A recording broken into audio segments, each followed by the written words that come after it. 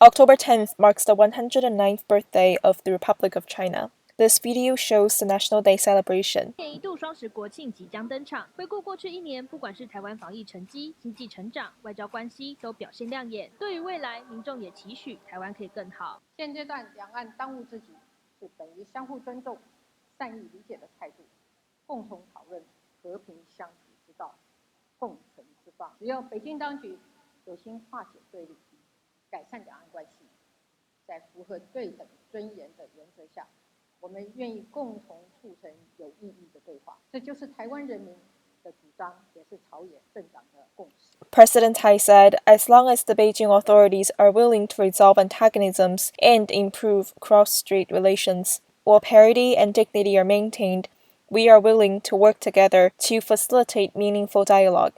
This is what the people of Taiwan advocate, and it is a cross-party consensus. Someone said President Tsai's courage is commendable, especially at a time when Taiwan is facing constant and growing threats from Beijing.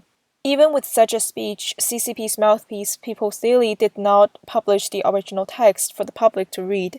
Someone said the Republic of China upholds freedom and national integrity. National Day is a day worth celebrating by ethnic Chinese people all around the world. According to reports, the leader of India's ruling party hung up posters celebrating Taiwan's National Day outside of the Chinese embassy.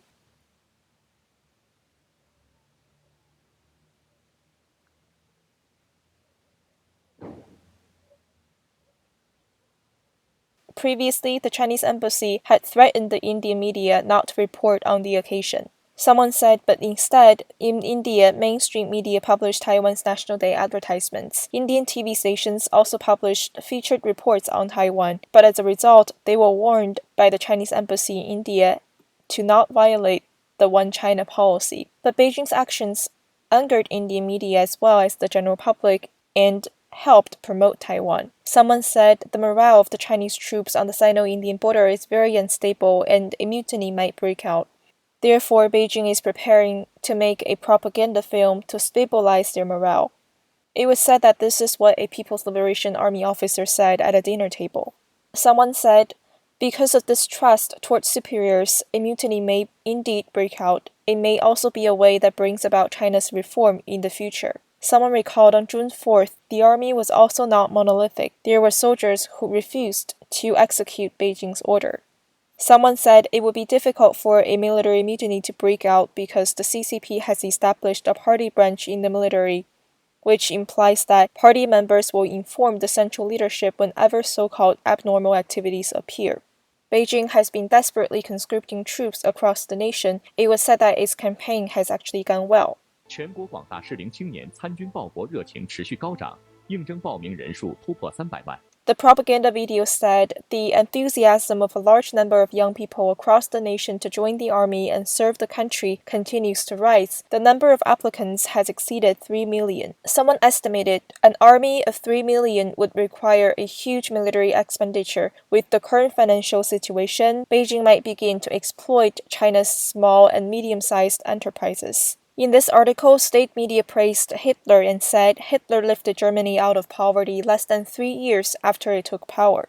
Someone said talking about the number of applicants to join the army is meaningless because local conscription administrations required all young people over the age of 18 to register online. Even more, there were also people specifically calling to ask the young people to complete online registrations. The CCP's claim that the youth signed up voluntarily is a pure lie.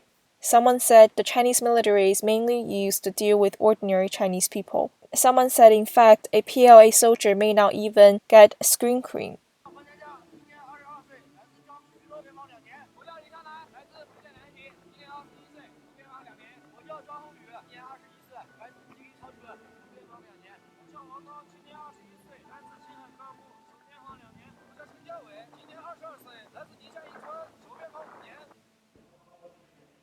Someone said these soldiers may become a new force for petitioning the future after they are discharged from the army. They will also be a key target of Beijing's stability maintenance campaign. Someone said after an American soldier dies, the US government will give a one-time cash of $500,000 and grant 14 lifelong benefits to the soldier's family. On the other hand, the treatment that the Chinese veterans received really does prove that the CCP merely wanted to use them as weapons. Even the soldiers who died in the Sino-Indian War were secretly dealt with. Even the official media did not announce the death toll. Someone cited a recent example of the conflict between Armenian and Azerbaijani armies and said, Now in wars, drones can destroy tanks. 视频上最大的冲击不是空战新闻，而是无人机打坦克。一辆辆坦克就像玩具一样被无人机从高空锁定目标，然后轻松摧毁。曾经的陆战之王，现在似乎成了活靶子。这其实是一个相当危险的现象。 This video says tanks are known as the king of land warfare, but now they can be easily destroyed by drones. This is actually a very dangerous signal. Someone said using drones on the battlefield will prevent more innocent people from being harmed. Someone doubted, but can the Chinese drones still function without the support of high-end chips and high-performance engines? Child, we will bring you home. You'll be a flower that sees the spring. Soon a dove flying high.